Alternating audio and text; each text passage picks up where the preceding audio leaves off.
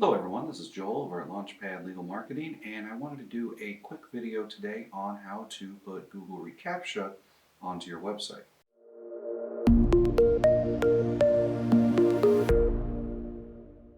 So there's a couple different versions of ReCAPTCHA that are out there. You have popular version 2, and version 3. If you don't know what these are, you've probably seen them and you've probably gone through them and had to authenticate. What ReCAPTCHA is it is a free tool offered by Google that will protect your contact forms, registration forms, and other various entry ports of your website against spam and bots. So what it is the software is integrated into your website, and the tool will be able to distinguish between human users and spam users and protect your inbox from getting flooded with spam and things of that nature. So I'll show you what a version 2 looks like real quick on one of the websites that we manage, legallistings.us. We have a version 2 on the registration form. So when they're registering and entering their details, we'll see this box right here. I am not a robot, and you click that box and then you continue. That's going to be version 2. It's still pretty popular. The next one is going to be version 3, which is a more integrated and discrete ReCAPTCHA.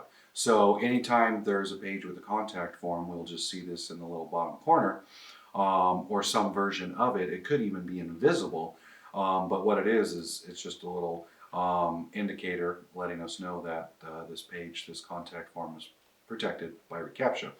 Invisible, so Google's technology doesn't require you to check a box, but they're going to kind of monitor the activity and be able to determine if it is a bot or if it is, in fact, a human. So what we're going to do is we are working with our Carpet Clean site that we're just launching, extremecarpetclean.co. And this is WordPress, and we are using Contact Form 7, which is a pretty lightweight plugin, but we do see that they have integration available for ReCAPTCHA.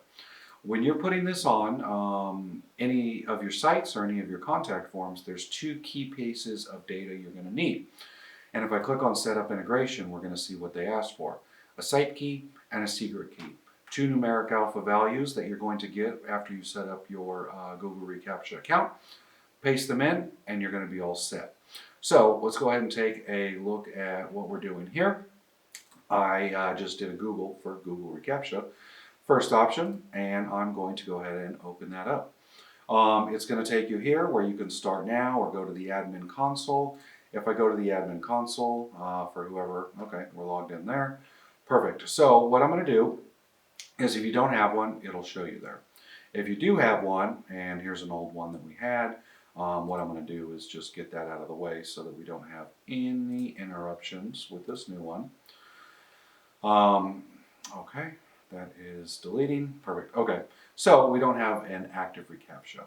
Before you start, you're going to want to look at your integration or your website software to see if they prefer version 2 or version 3. We can see here that Contact Form 7 is now using version 3.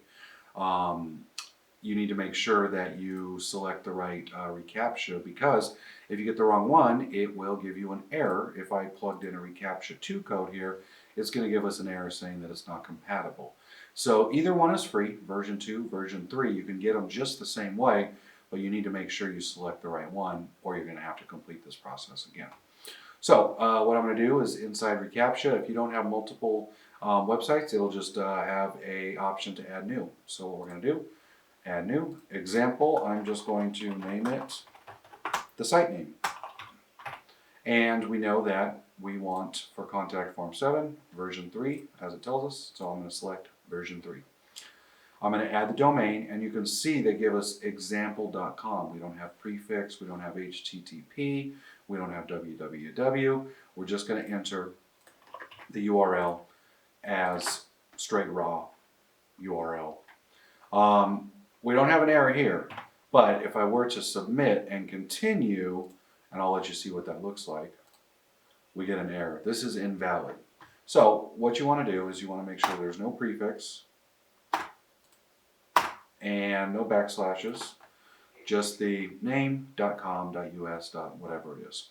If you wanted to add additional users or additional notifications, you simply just plug an email address in there. There's nothing too important that's coming across here unless maybe you're doing like an e-commerce site and you want to keep a little bit closer eye. But if not, you can always log into your ReCAPTCHA account and get up-to-date information about spam and what's been protected on your site. I'm going to accept the terms, and I will not send alerts to users. I don't necessarily want to keep up on what's going on. Once I activate it and it's installed, I know it's going to be working. We've never had an issue really with ReCAPTCHA over hundreds of sites over a decade. So I'm going to submit, and then there we are. As soon as we submit, it gives us a site key. It gives us a secret key. I'm simply going to take these. And your integration may look different. It may just be on your website, it may be on your theme, it may be another contact form plugin. Essentially, you're looking for a site key, a secret key, and you're going to save changes, update, publish. And we can see settings have been saved, and we can see ReCAPTCHA is now active on the site. If I wanted to do a quick test, just to show you, I'll open up a new Firefox browser here, and let me drop that over into view. And the home page does have a contact form. It's down at the bottom. And we can see now we have our protected by ReCAPTCHA. So that's as easy as it is. So if you have any questions, you can definitely reach out, let us know. But this is just another quick video on how to quickly add a free Google service, Google ReCAPTCHA, and get your website up to spec. Thanks again for watching.